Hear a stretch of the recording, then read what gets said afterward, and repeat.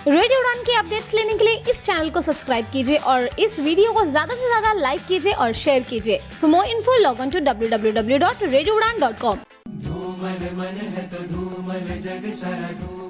आइए जुड़िए purple movement से गोवा में इंटरनेशनल पर्पल फेस्ट गोवा 2025, जो कि ऑर्गेनाइज करवाया जा रहा है 9 अक्टूबर से 12 अक्टूबर तक। पर्सन्स विद डिसेबिलिटी का सबसे बड़ा उत्सव, जहां होगा समावेश, सशक्तिकरण और उत्सव का संगम। चाहे आप विकलांग हो, एनजीओ संगठन या बदलाव के साथी, ये मंच है आपके लिए। तो पहुँचे गोवा 9 से 12 अक्टूबर को और आज ही रजिस्टर करें इंटरनेशनल पर्पल फेस्ट की ऐप पर। सर्च करें इंटरनेशनल पर्पल फेस्ट। समावेश का जश्न हर दिल के साथ।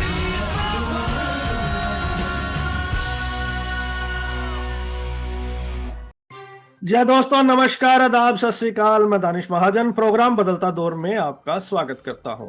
आज एक बेहद खास शो, जैसे कि मैंने पिछले शो में भी बताया कि इस शो के जो भी परिणाम होंगे वो लंबे समय तक रहेंगे। इस पर हमारा फोकस होना जरूरी है, इसको समझना जरूरी है, लोगों तक इस शो को पहुंचाना जरूरी है, ताकि आपको अपने राइट्स के बारे में पता चल सके क्या चल रहा है। और accessibility something which is very important for persons with disabilities. तो आज हम मिशन एक्सेसिबिलिटी के साथ जो हमारी फोर्टनाइट लीगल राइट्स पे सीरीज है उसके अंतर्गत ये शो कर रहे हैं। लेकिन इस शो में जो हमारे आज के फैसिलिटेटर हैं, जो हमारे गेस्ट हैं, वो जो भी काम कर रहे हैं इस टॉपिक पे, वो मिशन एक्सेसिबिलिटी के अंडर नहीं कर रहे हैं। तो ये मैंने एक डिस्क्लेमर आपको दे दिया है। आज हम बात करेंगे अमर जैन साहब से, जो एडवोकेट हैं हाई कोर्ट और सुप्रीम कोर्ट में, एक्सेसिबिलिटी प्रोफेशनल है और को फाउंडर है मिशन एक्सेसिबिलिटी के। जैसा कि आप सभी जानते हैं कि राजीव रतूड़ी साहब की जजमेंट के ऊपर अब जो बाइंडिंग गाइडलाइंस बनाने की बात की गई है, उसमें 3 मोटे मोटे पहलू हैं: ट्रांसपोर्टेशन, बिल्ट इन्वायरमेंट और आईसीटी। ट्रांसपोर्टेशन पे आपने ड्राफ्ट में क्या है वो हमने आपको पिछले शो में सुनाया। आज हम आईसीटी के लिए जो ड्राफ्ट आया है उसमें हमें क्या समझना चाहिए, क्या खास है, उस पे बात करेंगे अमर जैन साहब के साथ। जैन साहब, बहुत बहुत स्वागत रेडियो उड़ान पे। बहुत बहुत शुक्रिया दानिश। एक रणवीर सिंह की फिल्म आ रही है जिसका नाम है धुरंधर। लोग पूछ रहे थे तुम्हारे पे बनी है क्या वो? खैर, आपके ह्यूमर का कोई जवाब नहीं है दानिश, बट मैं सिर्फ अपनी कोशिश कर रहा हूँ। चलिए, तो नहीं, बहुत शानदार काम कर रहे हो हमारा, तभी लोगों ऐसी ऐसी बातें करते हैं।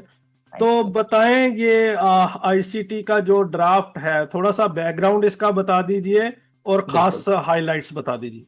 बिल्कुल जरूर। सो दानिश, जैसा आपने बैकग्राउंड में अपने इंट्रोडक्शन में कहा, राजीव रतूरी का एक जजमेंट आया था 8 नवंबर 2024 को सुप्रीम कोर्ट की तरफ से, जो जजमेंट काफी हेविली इन्फ्लुएंस था प्रोफेसर अमिता डांडा जी की टीम, जो NALSAR centre for disability studies ने जो रिपोर्ट प्रिपेयर करी थी उसके ऊपर। और जजमेंट की हाईलाइट ये थी कि उसमें कहा गया था कि एक्सेसिबिलिटी स्टैंडर्ड्स जो हमने अभी तक बनाए हैं, जो गाइडलाइंस बनी हैं, उसमें कहीं पे भी हमने ये नहीं कहा है कि नॉन नेगोशिएबल स्टैंडर्ड्स क्या होने चाहिए, यानी कि ऐसे स्टैंडर्ड्स जिनके बिना कोई प्रोडक्ट या सर्विस लॉन्च ना हो, और अगर कोई प्रोडक्ट और सर्विस ऑलरेडी लॉन्च हो चुका है तो उनको एक टाइम बाउंड मैनर में एटलीस्ट उतना तो minimum floor level of accessibility achieve करना है। उसी को लेके पूरी एक्सरसाइज चालू हुई थी और department for empowerment of persons with disabilities और centre for disability studies NALSAR ने जॉइंटली इस एक्सरसाइज में ग्रुप्स बनाए थे। टोटल 6 थीम्स पे ग्रुप बने थे, जिनमें से 3 के अभी ड्राफ्ट पब्लिक डोमेन में आ चुके हैं, जैसा कि आपने बताया, बिल्ट इन्वायरमेंट, ट्रांसपोर्ट और आईसीटी। तो मैं और मेरे साथ एक फैसिलिटेटर हैं, मिस्टर एएस नारायणन, जो कि deaf and hard of hearing है। हम दोनों ग्रुप फैसिलिटेटर्स के रूप में आईसीटी कोर ग्रुप को लीड कर रहे थे और हमने मीटिंग्स करके, यूजर कंसल्टेशंस करके, इनपुट्स लेके इन ड्राफ्ट स्टैंडर्ड्स को प्रिपेयर किया है। करेक्ट। अच्छा अमर, इससे पहले हम ड्राफ्ट में आए, 3 और कौन से पहलू हैं? ट्रांसपोर्टेशन, बिल्ट इन्वायरमेंट, आईसीटी, 3 ये है। इसके बाद जो 3 और पहलू हैं जिन पे अभी ड्राफ्ट नहीं आया, वो कौन कौन से सेशंस है। बिल्कुल। और इसके बाद जो 3 और थीम्स हैं जो कवर होनी है, जिन पे ड्राफ्ट आने हैं, उसमें एक है प्रोडक्ट्स, दूसरा है सर्विसेज और तीसरा है असिस्टिव टेक्नोलॉजी। ग्रेट। अब जो आपने यूजर कंसल्टेशन की, आपने ड्राफ्ट प्रिपेयर किया, तो जी, उसकी क्या हाइलाइट्स हैं? देखिए सबसे पहले तो अब आईसीटी में आपको कुछ मैं कॉम्प्लेक्सिटीज बताता हूँ। सबसे पहले इंडिया में एक्सेसिबिलिटी को लेके जो आईसीटी पे 2 स्टैंडर्ड्स हमने अडॉप्ट करे थे rights of persons with disabilities rules में। वो थे, एक तो guidelines for Indian government websites और दूसरा था इंडियन स्टैंडर्ड 17802 या IS 17802, जो ब्यूरो ऑफ इंडियन स्टैंडर्ड्स ने नोटिफाई किया था और उसको हमने रूल में इनकॉर्पोरेट किया था। अब जब हमने ये नॉन निगोशिएबल बनाने की बात करी, तो चैलेंज ये था कि आईसीटी में नॉन निगोशिएबल बनाना काफ़ी मुश्किल काम था, क्योंकि आप ये नहीं कह सकते कि एक वेबसाइट 2 साल पहले एक इतना नॉन निगोशिएबल से कंप्लाई करेगी और 2 साल बाद उसको पूरा एक्सेसिबल बनाना पड़ेगा, क्योंकि कोई इंसान वापस बैठ के अपना कंटेंट या अपना डॉक्यूमेंट चेंज नहीं करेगा। वो एक और चैलेंज, उसमें वो चैलेंज और कॉम्प्लेक्स हो जाता है जब वो आईसीटी हार्डवेयर प्रोडक्ट हो, जैसे पॉइंट ऑफ सेल डिवाइस मान लीजिए, या कोई भी hardware based ICT product television. तो हम ये नहीं कह सकते कि 2 साल में आप इतना नॉन नेगोशिएबल कर लीजिए, फिर 2 साल बाद में आप दूसरा और एक्सेसिबल बना के निकाल दीजिए, क्योंकि फिर जो 2 साल पहले लोगों ने खरीदा है तो उनकी क्या गलती है। तो वो एक काफ़ी बड़ा चैलेंज रहा। उसको हमने ध्यान में रख के हमने स्टैंडर्ड्स बनाए। और दूसरा चैलेंज है कि आईसीटी में जुरिस्डिक्शन किसके पास है, यानी कि अगर इस जजमेंट में ये भी कहा गया था कि जो लोग कंप्लाई नहीं करते उन पे पेनल्टी इम्पोज की जाए, या उनको रजिस्ट्रेशन सर्टिफिकेट्स ना दिए जाए, या उनको काम करने का लाइसेंस कंटिन्यू ना किया जाए। तो जुरिस्डिक्शन किसके पास है? एक क्लियर जुरिस्डिक्शन जो हमें दिखता है, क्योंकि आईसीटी से रिलेट करता है, तो वो ministry of electronics and information technology के पास है। बट इसके बाद में आप देखेंगे तो काफ़ी सारे और भी प्लेयर्स हैं मार्केट में, जैसे ब्रॉडकास्टिंग सर्विसेज या ब्रॉडकास्टिंग कंटेंट, उसके लिए मिनिस्ट्री ऑफ इंफॉर्मेशन ब्रॉडकास्टिंग है। फिर आप देखेंगे कि हार्डवेयर पे ब्यूरो ऑफ इंडियन स्टैंडर्ड्स कुछ सर्टिफिकेशंस देता है। वेबसाइट्स और एप्स पे आज की तारीख में हमारे यहाँ इंडिया में कोई ऐसा सिस्टम नहीं है कि आपको एप्पल या गूगल प्लेटफॉर्म्स पे लॉन्च करने से पहले कहीं रजिस्टर करना पड़े। अ, तो उसको फिर कौन कैसे मॉनिटर करेगा या इन्फोर्स कैसे करेगा? इन सब चीज़ों को ध्यान में रखते हुए हमने ये ड्राफ्ट स्टैंडर्ड बनाए, जिसमें हमने एक तो ये कहा गया कि WCAG 2.1 लेवल ए, जो बेयर मिनिमम सक्सेस क्राइटेरिया है वेबसाइट्स के लिए और ऐप्स के लिए और सॉफ्टवेयर्स के लिए, उनके लिए हमने कहा कि आपको विद इन 6 मंथ्स ये मिनिमम कंप्लाई करना पड़ेगा जो एग्जिस्टिंग प्रोडक्ट्स हैं। और जो न्यू लॉन्चेस होते हैं उनकी एक्सपेक्टेशन तो एज पर लॉ भी यही है कि वो in compliance with the law full accessibility के साथ लॉन्च हो। वही जजमेंट में भी कहा गया था। तो ये हमने नॉन निगोशिएबल की तरह बनाया। दूसरा हमने इसमें प्रोविजन रखा कि एक्सेसिबिलिटी कंफॉर्मेंस रिपोर्ट, यानी कि जिसको हम ग्लोबली वीपैट के नाम से भी जानते हैं, वॉलंटरी प्रोडक्ट एक्सेसिबिलिटी टेम्पलेट, जिसमें हम ये लिखते हैं कि ये प्रोडक्ट कितना एक्सेसिबल है, क्या क्या फीचर्स सपोर्टेड हैं, क्या नहीं सपोर्टेड हैं, क्या पार्शली सपोर्टेड हैं, और जो नहीं सपोर्टेड है उनके पीछे क्या जस्टिफिकेशन है, और क्या उनका कोई हम इक्वल ऑल्टरनेटिव दे रहे हैं जिससे कि लोग एक्सेस कर पाए। तो वो हमने एक प्रोविजन निकाला कि इसमें एक्सेसिबिलिटी कंफॉर्मेंस रिपोर्ट आपको हर प्रोडक्ट, सर्विस और कंटेंट, डिजिटल कंटेंट के साथ आपको मेंटेन करना पड़ेगा, और वो आपको डिस्क्लोज वेबसाइट पे या ऐप पे या प्रोडक्ट के साथ में एज अ फ्री डॉक्यूमेंटेशन जो कंज्यूमर एक्सेस कर पाए बिफोर बाइंग, ताकि वो एक इन्फॉर्म्ड डिसीजन मेकिंग कर पाए। फिर तीसरी चीज़ हमने इसमें करी कि पेनल्टी प्रोविजंस, कि जब आप कोई प्रोडक्ट लॉन्च करते हैं या कोई वेबसाइट लॉन्च करते हैं या कोई ऐप लॉन्च करते हैं या कोई सॉफ्टवेयर लॉन्च करते हैं, अगर वो कंप्लायंस में नहीं है, तो हमने ये जुरिस्डिक्शन केवल मीटी को दिया in respect of software, website and apps.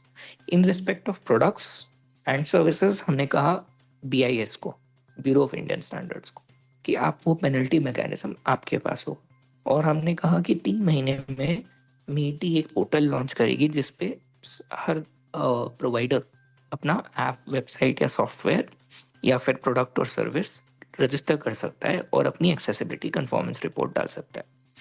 अब होता ये है कि एक्सेसिबिलिटी ऑडिट एक बार करते हैं हम इनिशियली लॉन्च के टाइम पे, फिर 2 साल बाद मान लीजिए आपने कोई सब्सटैंशियल अपग्रेड करी या कोई फीचर नया लाया आप या कोई डिज़ाइन चेंज किया, तो एक्सेसिबिलिटी परफॉर्मेंस रिपोर्ट अपडेट भी होनी इक्वली ज़रूरी है। तो हमने ये कहा कि आप अपडेट के टाइम पे भी जब भी कोई आप सब्सटैंशियल अपग्रेड करते हैं उस टर्म को हमने डिफाइन किया, और हमने कहा कि आप जब भी कोई नया अपग्रेड लाएंगे ऐसा जिसमें कोई डिज़ाइन चेंज हो या कोई नया फीचर आए या कोई कोड मॉडिफिकेशन ऐसी हो जिससे यूज़र इम्पैक्ट हो, तो वो आप ध्यान में रखते हुए उसमें आप एक्सेसिबिलिटी परफॉर्मेंस रिपोर्ट को अपडेट करेंगे। और इस पे हमने थोड़ा सा जोर यूज़र टेस्टिंग पे भी दिया है, और हमने ये कहा है कि जो एक्सेसिबिलिटी परफॉर्मेंस रिपोर्ट बननी चाहिए वो उन लोगों के थ्रू बननी चाहिए जो जिनके पास एक्सेसिबिलिटी सर्टिफिकेशन हो, चाहे इंटरनेशनल या फिर इंडिया का अपना कोई जो मीटी फिर टाइम टू टाइम नोटिफाई कर सकती है। तो ये कुछ सिग्निफिकेंट फीचर्स हैं इन रूल्स के जो अभी पब्लिक डोमेन में हैं। 25 जुलाई तक ओपन है कमेंट्स के लिए। डीपीडब्ल्यूडी की वेबसाइट पे जाके आप ड्राफ्ट देख सकते हैं और कमेंट अपने एक्सेसिबल इंडिया कैंपेन का जो ईमेल आईडी है उस पे आप भेज सकते हैं। करेक्ट। दो चीजें इसमें बताएं, एक तो आईसीटी में क्या क्या मेजरली आता है लोगों की क्लैरिटी के लिए। जी दूसरा, जैसे आपने कहा कि डिफरेंट डिफरेंट मिनिस्ट्रीज के साथ कोलैबोरेशन करना पड़ेगा, तो जी ब्रॉडकास्टिंग की आपने जिक्र किया, ministry of information and broadcasting का किया, इंफॉर्मेशन इलेक्ट्रॉनिक्स और इंफॉर्मेशन का किया, तो उनसे जी कैसा सहयोग मिल रहा है सबसे? देखिए दिनेश, सबसे पहले तो आपका क्वेश्चन कि क्या क्या कवर होता है इसके अंदर, तो इसके अंदर आपके सॉफ्टवेयर कवर होते हैं, सारे एप्स कवर होते हैं, वेबसाइट्स कवर होती है। एप्स में मैं यहाँ पे ऐड करना चाहूँगा कि मोबाइल ऐप्स, केवल मोबाइल ऐप्स नहीं बट इवन जो टैबलेट बेस्ड ऐप्स होते हैं जैसे आईपैड के ऐप्स होते हैं या टच बेस्ड ऐप्स होते हैं, विंडोज़ के जो स्टोर वाले जो ऐप्स होते हैं वो सब भी कवर करें हमने। इसके अलावा हमने इसमें प्रोडक्ट्स एंड सर्विसेज जो आईसीटी बेस्ड हैं, प्रोडक्ट्स का जैसे आपको एग्जांपल दूं, जैसे मान लीजिए एयर कंडीशनर है, माइक्रोवेव ओवन है, टेलीविजन है, जो ऐसे इलेक्ट्रॉनिक आइटम्स जो बीआईएस रजिस्टर करता है, अपनी एक स्कीम होती है उनकी कंपलसरी रजिस्ट्रेशन स्कीम की, उसके अंदर जो वो रजिस्टर करता है सेफ्टी सर्टिफिकेशन देने के लिए, वो सारे कवर होते हैं। सर्विसेज में आप मान लीजिए होस्टिंग सर्विसेज हो गई या टेलीकॉम सर्विसेज हो गई या जो भी आईसीटी बेस्ड सर्विसेज हैं वो सारी कवर होती हैं। तो ये आपका पहले सवाल का जवाब। दूसरा सवाल जो आपने पूछा कि मिनिस्ट्रीज से कैसा सहयोग मिल रहा है। मिनिस्ट्रीज में ये अग्रीमेंट तो है कि क्या स्टैंडर्ड नोटिफाई होना चाहिए और कैसे नोटिफाई होना चाहिए, बट ये अग्रीमेंट अभी भी नहीं बन पाया है कि क्या नॉन नेगोशिएबल होना चाहिए और क्या नेगोशिएबल होना चाहिए। तो मिनिस्ट्रीज ने वो सारी रिस्पॉन्सिबिलिटी एक तरीके से डीपीडब्ल्यूडी पे छोड़ दी थी, तो वो एक चैलेंज रहा हमारे लिए। बट हाँ, मिनिस्ट्रीज ने एटलीस्ट अपने इनपुट्स दिए, हमने जो क्वेश्चंस पूछे उनके जवाब दिए। बट मैं ये ज़रूर कहूँगा कि कहीं ना कहीं अवेयरनेस और ग्राउंड वर्क की कमी मिनिस्ट्रीज में मुझे दिखी। जो जवाब जो हमें रिसीव हुए मिनिस्ट्रीज से वो उतने सेटिस्फैक्टरी नहीं थे स्टैंडर्ड्स को लेके। और जुरिस्डिक्शन ओवरलैप, आई थिंक ये एक ऐसा चैलेंज है जो कोर्ट्स में भी टाइम टू टाइम फ्लैग किया गया है, केवल एक्सेसिबिलिटी के कॉन्टेक्स्ट में नहीं बट इवन अदरवाइज भी। और इस पे अभी कोई यूनिफॉर्म अप्रोच किसी भी मिनिस्ट्री की बन नहीं पाई है। लेकिन हमने जो लॉजिक यूज़ किया है वो ये किया है कि एलोकेशन ऑफ बिजनेस रूल्स में जो रिस्पॉन्सिबिलिटीज जिस मिनिस्ट्रीज को दी गई हैं, क्योंकि allocation of business rules basically government के वो रूल्स होते हैं जिसमें हर मिनिस्ट्री का फंक्शन स्पेसिफाई किया जाता है। तो हमने फंक्शन के बेसिस पे हमने ये रिस्पॉन्सिबिलिटी मीटी को मेनली दी है। बढ़िया। तो अभी तक आर यू सेटिस्फाइड और are you happy with the exercise going on? Definitely. एक तो इस एक्सरसाइज की सबसे अच्छी यूनिक बात ये रही कि largely public consultation driven exercise रही। मतलब डिपार्टमेंट ने time to time meetings call करी और सबके लिए ओपन रखा, जो ज्वाइन करना चाहे वो ज्वाइन कर सकता है, अपने इनपुट्स दे सकता है। और naturally public consultation process follow करके रूल्स को पब्लिक डोमेन में भी रखा गया है ड्राफ्ट इनपुट्स के लिए। तो ये काफ़ी अच्छा एक मूव है। जो सर्विस और प्रोडक्ट पे आपने पहले कहा कि उस पे अलग से ड्राफ्ट आएगा उस थीम पे, लेकिन जी आपने कुछ सर्विस और प्रोडक्ट के बारे में बताया भी है कि वो भी कवर होते हैं, तो इन दोनों जी को थोड़ा हमारे लिसनर्स के लिए डिफरेंशिएट कीजिए। बिल्कुल। तो यहाँ पे जो हमने प्रोडक्ट्स एंड सर्विसेज कवर कर रहे हैं इस स्टैंडर्ड में, जिन पे हम अभी बात कर रहे हैं आईसीटी के, वो केवल हमने वो प्रोडक्ट कवर करे हैं जो ICT based products and services हैं, यानी कि जहाँ पे इंफॉर्मेशन कम्युनिकेशन टेक्नोलॉजी यूज होती है।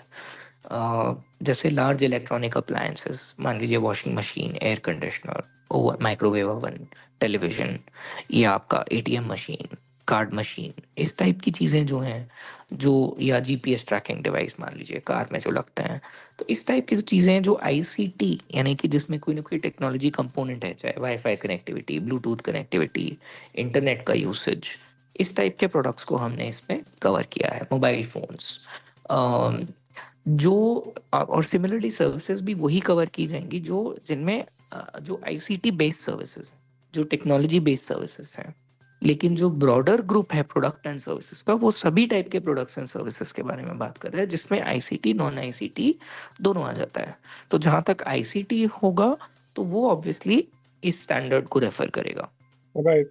तो दूसरे में जैसे किसी होटल की सर्विस लेनी है या कोई जी, और सर्विस लेनी है, उन सब पे मतलब उन आएगा। सब पे, या नॉर्मल प्रोडक्ट्स जो हम डे टू डे यूज करते हैं, एक टूथब्रश, टूथपेस्ट से लेकर के साबुन से लेकर के जो भी कंज्यूमर गुड्स जो कैटेगरी में आते हैं, तो वो सब प्रोडक्ट्स आपके उसमें कवर होंगे।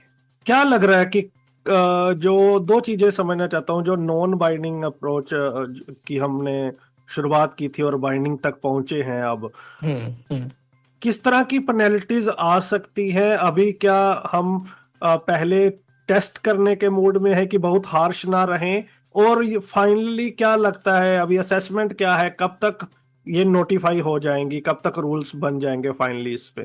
देखिए, मेरे हिसाब से जहाँ तक दानिश पेनल्टीज की बात है, तो मैक्सिमम पेनल्टी जो लॉ में प्रिस्क्राइब्ड है आरपीडब्ल्यूडी एक्ट में, वो तो 5 लाख तक की ही है, 80 सेक्शन 89 में।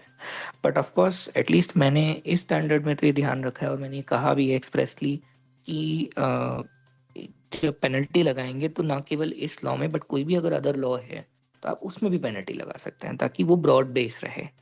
और जैसा कि आप देख रहे हैं कि सीसीपीडी भी time to time digital inaccessibility पे पेनल्टीज इम्पोज कर रहे हैं। अभी रिसेंटली जून में 50,000 रुपए का फाइन लगा है 96 एंटिटीज पे, जो केस 212 प्लस एंटिटीज पे सुओ मोटो लिया गया था। उनमें से कुछ केसेस हमने भी फाइल किए थे। तो 50,000 की पेनल्टी ऑलरेडी लग चुकी है 96 एस्टेब्लिशमेंट्स पे। और ये भी कहा गया है कि आफ्टर अ डिफाइंड पीरियड अगर ये कंप्लायंस नहीं दिखती है तो 5 लाख तक के फाइन लगाए जाएंगे सर्टन एंटिटीज पे। तो इंटेंट है पेनल्टी लगाने का। अ, हमें आई थिंक जर्नी अच्छी रही है नॉन बाइंडिंग से बाइंडिंग तक आने की। ये लोगों ने फील करा है, कम्युनिटी ने फील करा है, सरकार ने फील करा है। मैं अभी भी बस इसी चीज़ को देखना चाहूँगा कि क्या इस मैकेनिज्म को पुट इन प्लेस करने के बाद में मॉनिटरिंग और कंप्लायंस स्ट्रांग हो पाती है कि नहीं हो पाती है। क्योंकि अगर मॉनिटरिंग और कंप्लायंस अगर स्ट्रांग नहीं होगी तो फिर वो वापस पहले वाली सिचुएशन हो जाएगी, जहाँ पे हम कोर्ट्स के थ्रू या लीगल बैटल्स के थ्रू इन चीज़ों को इम्प्रूव करवा रहे हैं। जर्नल पब्लिक के लिए क्या नोटिस में अभी रखने लायक है? उनका रोल कहाँ देखते हैं अभी? जनरल पब्लिक का रोल एक तो ये है कि आप अपने इनपुट्स अगर देंगे, क्योंकि जितने इनपुट्स आते हैं उतने ही आपको पर्सपेक्टिव मिलता है। जितने यूजर्स अपनी अपनी प्रॉब्लम शेयर करते हैं कि मुझे इस टाइप की प्रॉब्लम आई है, इसका सोल्यूशन इसमें है या नहीं, या अगर आपके कोई और लीगल इनपुट्स हैं या अदरवाइज इनपुट्स हैं, तो वो आप शेयर करें। जितना आप वो शेयर करेंगे तो हमें नए पर्सपेक्टिव्स मिलेंगे, नए तरीके मिलेंगे। अगर आपके दिमाग में कोई अच्छा विचार है जिससे आपको लगता है कि हम इसको और बेटर कर सकते हैं, चाहे स्टैंडर्ड्स के रूप में, चाहे इन्फोर्स में। लेकिन बस एक ही चीज़ कहना चाहूँगा, जो भी आपके इनपुट्स हों वो दीजिए, लेकिन प्रॉपरली पढ़ने के बाद। मैं अभी भी ऑनलाइन माईगॉव प्लेटफॉर्म पे जब ये स्टैंडर्ड्स गए थे पब्लिक कमेंट्स के लिए, इतने कमेंट्स आते हैं और मैं देखता हूँ आधे से ज़्यादा लोग वही चीज़ें रिपीट कर रहे होते हैं जो स्टैंडर्ड में ऑलरेडी है। तो अपने आप को इन्फॉर्म्ड रख के अगर आप इनपुट देंगे तो उससे हमारा भी थोड़ा सा काम आसान होगा और आपके इनपुट्स की भी वैल्यू होगी। तो अगर जनरल पब्लिक अपने इनपुट देगी इस वक्त, क्योंकि ये टाइम है जब आप अपने इनपुट्स दे सकते हैं और आप भागीदारी निभा सकते हैं अपनी, आप साझेदार बन सकते हैं कि आपकी मदद से ये स्टैंडर्ड्स को और स्ट्रॉन्ग और बेटर बनाया जाए। तो और फिर बाद में जब नोटिफाई हो जाएंगे उसके बाद में अगर हम सोचेंगे कि ये नहीं हुआ वो नहीं हुआ, तो फिर हम एक तरीके से एक अपॉर्चुनिटी मिस कर रहे हैं। हमारे डिपार्टमेंट का क्या रोल है इसमें? हमारे डिपार्टमेंट ने बहुत प्रोएक्टिव रोल प्ले किया है। अप्रिशिएट करने वाली बात है कि जब से ये प्रोसेस स्टार्ट हुआ है तब से लेकर अब तक डिपार्टमेंट ने टाइम टू टाइम रिव्यू लिया है। मिनिस्ट्रीज को जहाँ पे जवाब लेने में दिक्कत आ रही थी या डिले हो रहा था तो उनको नच करके जवाब मंगाए। और इस चीज़ के लिए मैं अप्रिशिएट करना चाहूँगा डिपार्टमेंट के हर ऑफिशियल को। जिस भी ऑफिशियल को हमने कॉल किया हो किसी भी प्रॉब्लम के लिए कि ये मिनिस्ट्री से जवाब नहीं आ रहा या ये इनपुट में हमें दिक्कत आ रही है, वो राउंड द क्लॉक कॉल्स पे ईमेल्स पे रिस्पॉन्सिव रहे हैं। उन्होंने जवाब दिया है, जवाब मंगवाया है लोगों को कॉल करके, जिससे जिसकी ज़रूरत थी काम करवाने की सबसे काम करवाया है। और जो हमें सपोर्ट मतलब बियॉन्ड एक मतलब मैं ये इस पूरी एक्सरसाइज में मैं ये नहीं कह सकता कि गवर्नमेंट के साथ काम करने में पहली बार मुझे ये लगा कि एब्सोल्यूट प्रोफेशनलिज्म के साथ काम हुआ। तो इस चीज ग्रेट। के लिए मैं डिपार्टमेंट को बहुत अप्रिशिएट करना चाहूंगा। जब भी एक्सेसिबिलिटी की बात आती है फॉरेन में, तो हम्म। हम एक शब्द बहुत जोरदार गूंजता है, सेक्शन 508। जी। तो इंडिया में अब ये जो आईसीटी बन रही है उसमें कुछ ऐसा प्रोविजन है सेक्शन 508 वाला जब वो हमारे कॉन्टेक्स्ट में वाजिब नहीं है? देखिए सेक्शन 508 जो प्रोविजन है वो स्टैंडर्ड्स तो हमारे ग्लोबली जो स्टैंडर्ड्स हैं उनसे हार्मोनाइज्ड हैं। तो हमारे स्टैंडर्ड्स और ग्लोबल स्टैंडर्ड में कोई फ़र्क नहीं है। इनफैक्ट हमने अपने स्टैंडर्ड्स में रीजनल लैंग्वेजेस, मल्टीलिंगुअल सपोर्ट और साइन लैंग्वेज इन सब की बात भी की है, जो कि ग्लोबली उतनी ज़्यादा बात नहीं की गई है। और बस हमारे यहाँ जो है पेनल्टी मैकेनिज्म्स वाला जो प्रॉब्लम है उसको सॉल्व करने की जरूरत है और उसके लिए हमें थोड़ा सा जुडिशियल प्रोनाउंसमेंट्स की जरूरत है। एक चीज और समझना चाहता हूँ लिसनर्स की क्लैरिटी के लिए। जैसे आपने बताया कि इंडिया में दो तरह के स्टैंडर्ड्स एग्जिस्ट करते हैं, जी। एक ब्यूरो इंडियन स्टैंडर्ड्स का 17802 और जी। दूसरा आपने वेब एक्सेसिबिलिटी गाइडलाइंस की बात की। जी। ये दो की जरूरत क्यों पड़ती है? एक जगह पे क्यों नहीं हो जाता यूनिफॉर्मिटी? इसीलिए दानेश अगर आप देखेंगे अभी जो ड्राफ्ट स्टैंडर्ड्स हमने नोटिफाई करे जो पब्लिक कंसल्टेशन के लिए नोटिफाई करे हैं उसमें मैंने केवल IS 17802 को रखा है। क्योंकि guidelines for Indian government websites ने क्या किया है, जो 3.0 जो मार्च 2024 में आई है, उन्होंने वेब कंटेंट एक्सेसिबिलिटी गाइडलाइंस को पूरा का पूरा कॉपी करके पेस्ट कर दिया WCG 2.1 को, और वो केवल वेबसाइट्स और ऐप्स तक रिस्ट्रिक्टेड है।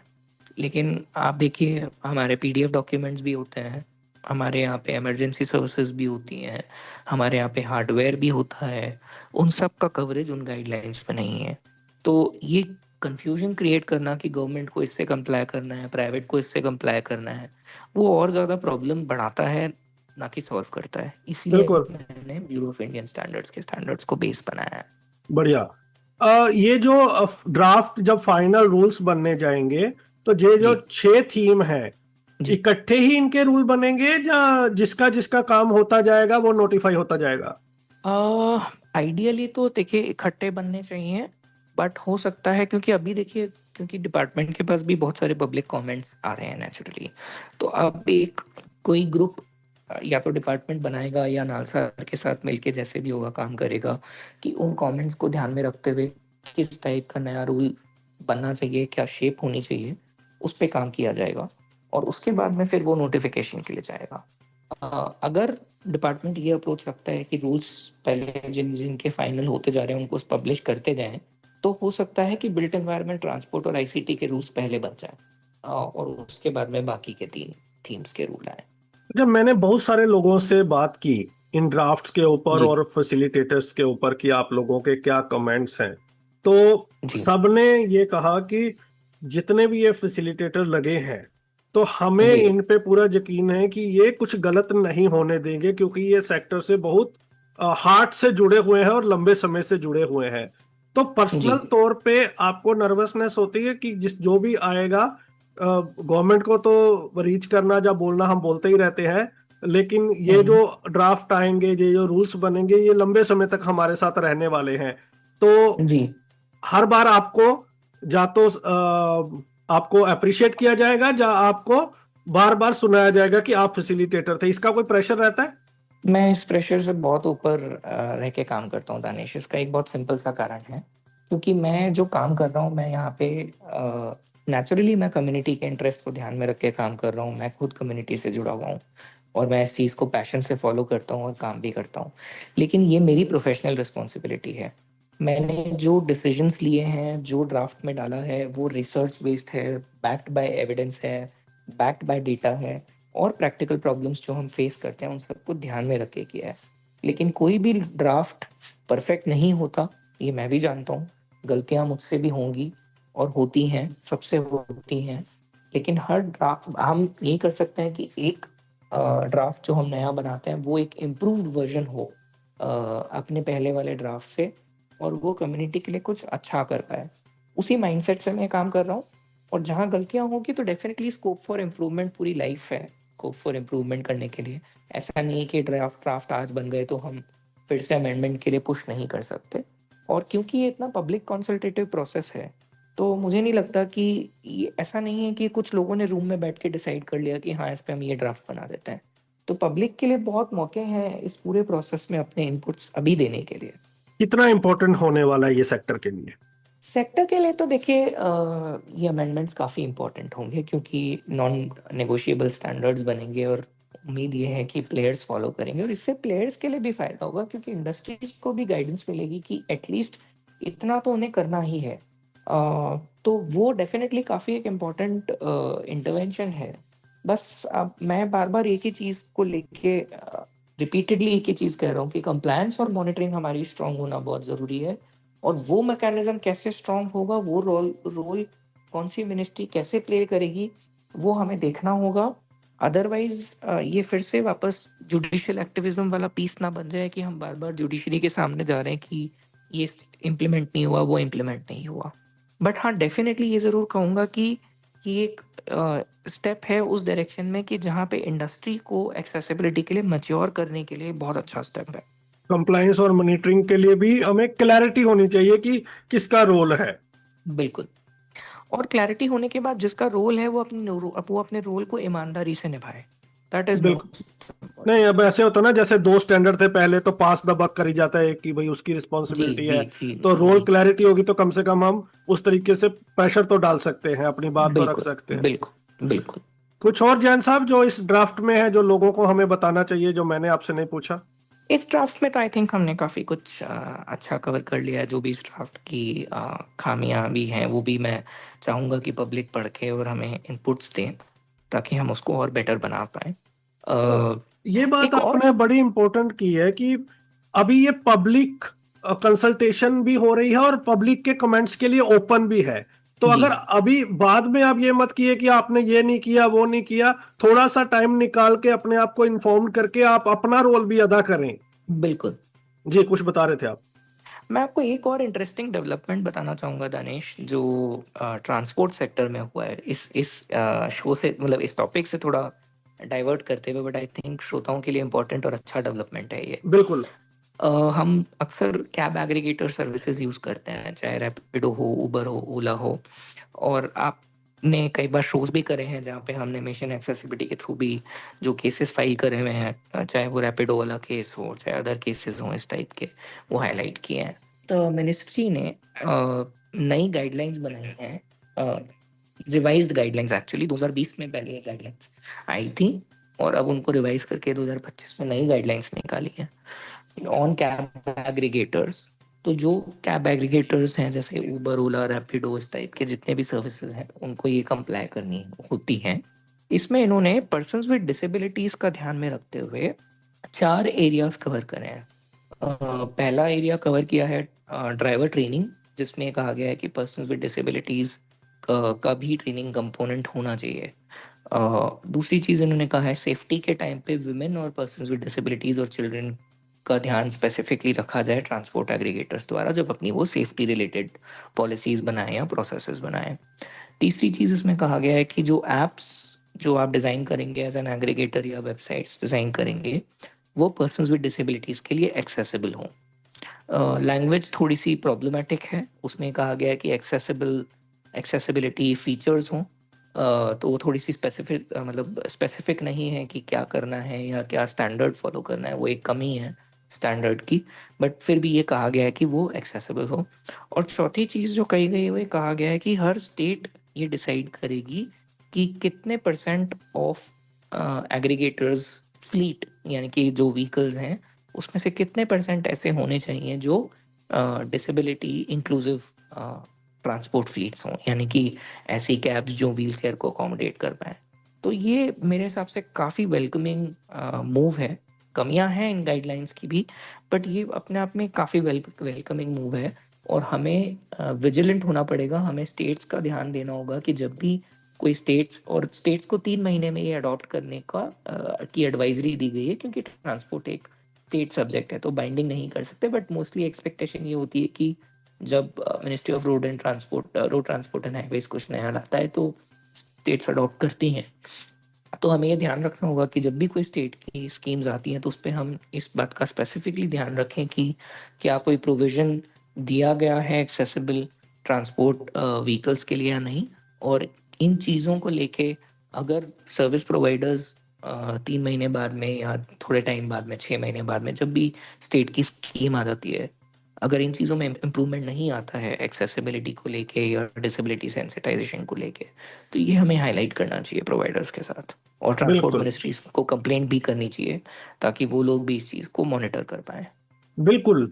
तो एक चीज जो अच्छी हुई है इस डेकेड में कि कम से कम डिसेबिलिटी पे रोज हर मिनिस्ट्री से कुछ ना कुछ तो आ रहा है, बात हो रही है। बिल्कुल। तो इसके मेरे को लगता है कि एक टाइम के बाद हमें रिजल्ट्स भी दिखेंगे जब आपकी कंटिन्यूसली बात होती है एक्सेसिबिलिटी पे। जिस तरह से बात होनी शुरू हुई है इस डेकेड में और बिल्कुल। डेली कुछ ना कुछ हो रहा है, तो लोगों के जो समझ ही नहीं थी लोगों को पहले एक्सेसिबिलिटी क्या है, अब हम उस स्टेज में पहुंच गए हैं कि लोगों को अच्छे खासे तरीके से अवेयर किया जा रहा है डिपार्टमेंट के अंदर, मिनिस्ट्रीज के बिल्कुल अंदर।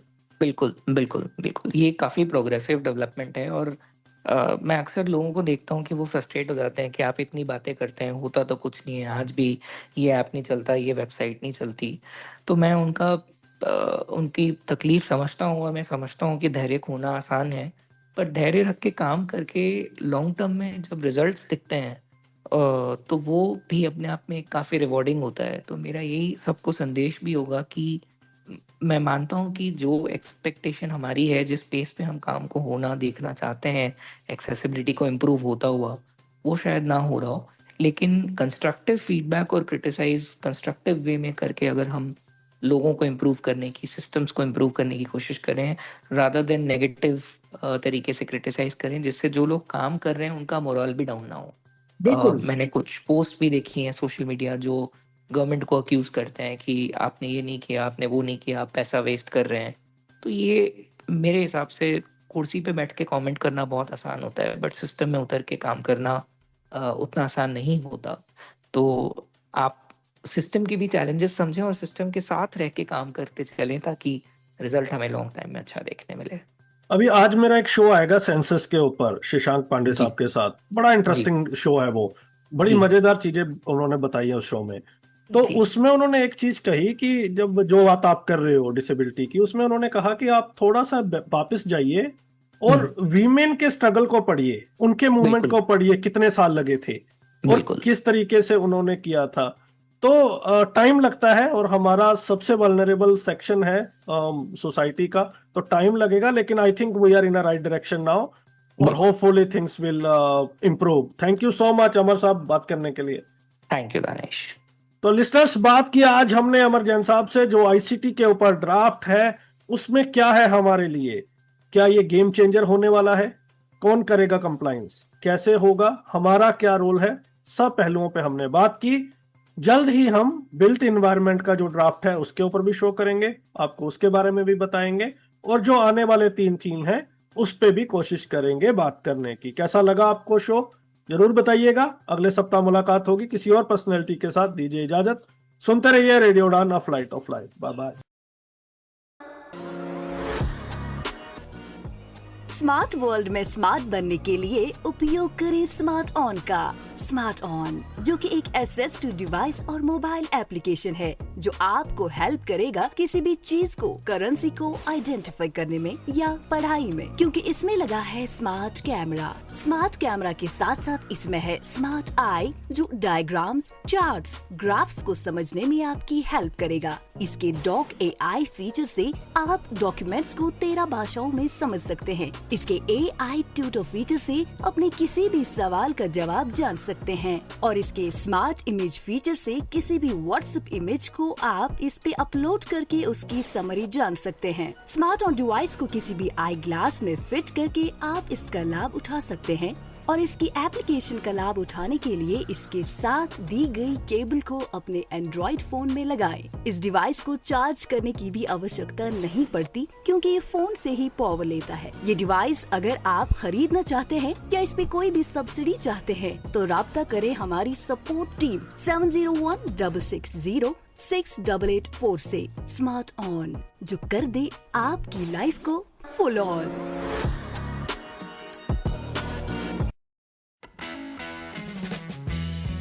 क्या आप एक्सेसिबिलिटी के क्षेत्र में अपना करियर शुरू करना चाहते हैं या फिर अपनी स्किल्स को नए मुकाम तक ले जाना चाहते हैं?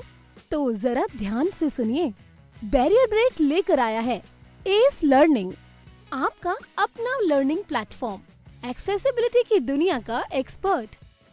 चाहे आप हो बिगिनर या प्रोफेशनल, यहाँ आपको मिलेंगे ऑन डिमांड इंटरैक्टिव कोर्सेज, वो भी अपनी ही रफ्तार से सीखने के लिए, इंडस्ट्री एक्सपर्ट्स की गाइडेंस और रियल वर्ल्ड इंसाइट्स के साथ। जल्द ही लॉग इन करें ace.barrierbreak.com पर। Subscribe for free and start with free ace bytes. Ace learning by Barrier Break. अब एक्सेसिबिलिटी सीखिए अपने ही अंदाज में। बड़ी खुश दिख रही हो। एक्चुअली बड़े अरसे से सुधा मूर्ति की एक ऑडियो बुक ढूंढ रही थी, आज मिली है। अरे बहुत लकी है तू, हमारे गांव में तो इंटरनेट ही नहीं है। अरे तुम्हें मालूम नहीं, अब ऑडियो बुक सुनने के लिए इंटरनेट की जरूरत नहीं है। नैप दिल्ली ने लॉन्च की है IVR based audio book library Shravan. इतनी लंबी किताब फोन पे कैसे पढ़ेंगे? अरे pause, rewind, next page, next chapter जैसे बहुत से फीचर्स हैं वहाँ। अच्छा, तो मुझे कॉल कहाँ करना होगा? ये नंबर अपनी कॉन्टैक्ट लिस्ट में सेव कर ले, 08071175215। लाइब्रेरी की मेंबरशिप भी है कोई? हाँ, सिर्फ नैप दिल्ली की मेंबरशिप ही काफी है। इससे रिलेटेड अगर ज्यादा जानकारी चाहिए तो 8826261166 पर कॉल कर सकती हो। और हाँ, अपना डिसेबिलिटी सर्टिफिकेट रेडी रखना। थैंक्स फॉर द इन्फॉर्मेशन यार, फिर तो मुझे आज ही नैप दिल्ली की मेंबरशिप लेनी होगी। तो अगर आप भी IVR based audio book library का लाभ उठाना चाहते हैं तो आज ही कॉल करें 08071175215।